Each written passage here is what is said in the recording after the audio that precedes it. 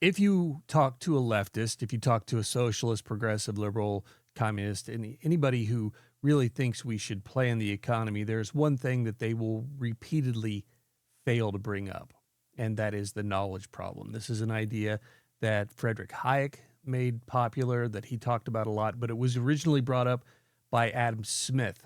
And this video that I'm about to share to you is one of the best ways that I've seen the knowledge problem illustrated in all of my studies. This is James Otson. He's a professor at Wake Forest. He's giving a lecture at Duke University. And in this, he talks about why exactly it's impossible to plan an economy because it is just so ridiculously complex. I think you'll enjoy it. Is so great that when it comes to trying to organize a society, this is his quote, it exceeds all computation. Now again, a minute ago I said that we often overestimate what we know and we underestimate complexity and uncertainty. Let me just illustrate that for you for just a second. Now this looks imposing, foreboding, but don't worry about it. It's a simple graph. But just to illustrate for you how easy it is for us to underestimate how complex things can be. So let me show you the game of flipping a coin. Flipping a coin, there are only two options, right? You know what they are. You know exactly what the probability is of getting heads or tails. So there's risk, but there's no uncertainty involved. You know exactly what the possibility is. Just two possible outcomes.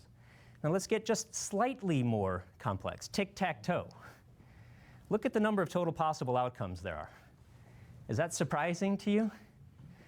255,168 possible outcomes. Now it's not just so there are 9 squares. It's not just 9 factorial because there are many cases in which you can solve the game or end it in the 3rd round or the 4th round or the 5th round.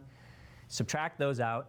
So here's a case in which the rules of tic-tac-toe are known by everybody. In fact, they're so easy you don't even play tic-tac-toe anymore. What's the result of the games? If you play tic-tac-toe, not with a little kid, but if you play tic-tac-toe with each other, what would be the result of just about every game?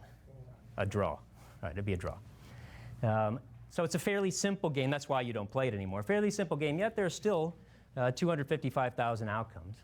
Let's just get a little bit more complex. Checkers. Again, it's a case in which we assume that the only 2 players know the rules fully, yet there are 500 trillion possible games. What's the right strategy? Now, if somebody's going to tell you what the right strategy to play is before you play the game, what's the chance they're going to get it right? Very small, effectively 0. But these are simple games. What about chess? Why do people continue to play chess? Well, this is one reason why. Here's a case in which, again, we have 2 players. All the rules are known. We'll assume that the players know all the rules. The goal is to win. What's the total number of possible outcomes? Now this, I've given you a number, and I say approximately because there's actually some interesting questions about how to calculate this. There's a sense in which you might say the number of total possible moves in chess is infinite because people can just keep moving pieces back and forth. Most games end by about 30 moves. It's rare for games to go past 60 moves. So if we take a conservative number, it's about 10 to the 50th, which is approximately the number of atoms in the known universe. That's what Adam Smith meant by it exceeds all computation. Now this is still chess, which is a simple game in which everybody knows the rules, and there are only 2 players. What happens if you have a game with, say, 3 players, and the rules can change?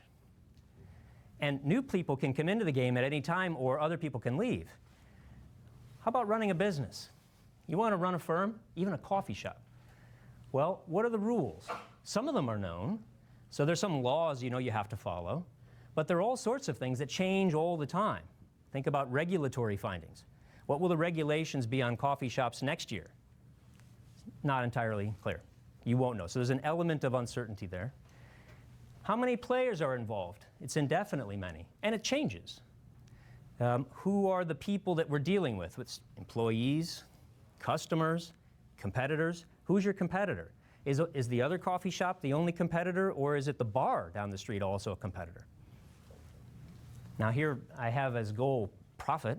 I don't know whether that's the goal of a coffee shop, but just supposing it is, just for the sake of trying to make it simpler, we'll restrict it to just profit. What are the total possible number of outcomes? Unknown.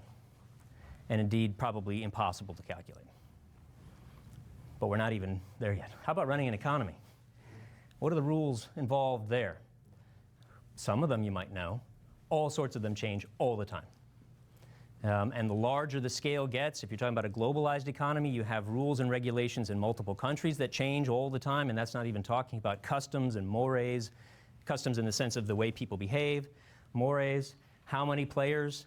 It's not only it's indefinitely many, but it's constantly changing. People enter the market, leave the market, enter the economy, leave the economy. You don't know when they enter the economy. You might not know when they leave the economy. Tremendous amount of uncertainty. And then finally, suppose you want to run society. Wow. We sometimes talk about the President of the United States being the leader of the free world. I don't know what that means exactly, but if you meant something like, we want that person to be in charge of organizing all of the, and allocating all the resources in society, let's say, 330 million people in the United States, constantly. I mean, this is something I hadn't mentioned. So that going from running a business to running an economy, what I hadn't mentioned is even if you assume that we can just restrict the goal of running a business to only making a profit, the next level of complexity and uncertainty that arises in running an economy is that it's not clear what the goals of an economy are, and people might have competing goals. One person might say, well, it's equality, security, prosperity, you name it. People have differing goals. Now in running a society, what's the goal of society? How many goals of society are there? How often are people's goals changing? So as you think about this, the point that all of this is supposed to make is that it's very easy to underestimate just how much uncertainty there is. And when we talk about a system of political economy that's being driven by centralized experts, it's not a question of how high their IQ is. It's not a question of did they get their degrees from fancy institutions like Duke. It's a question of can they possibly account for this enormous complexity. So when Smith says it exceeds all computation, it's things like this that he has in mind.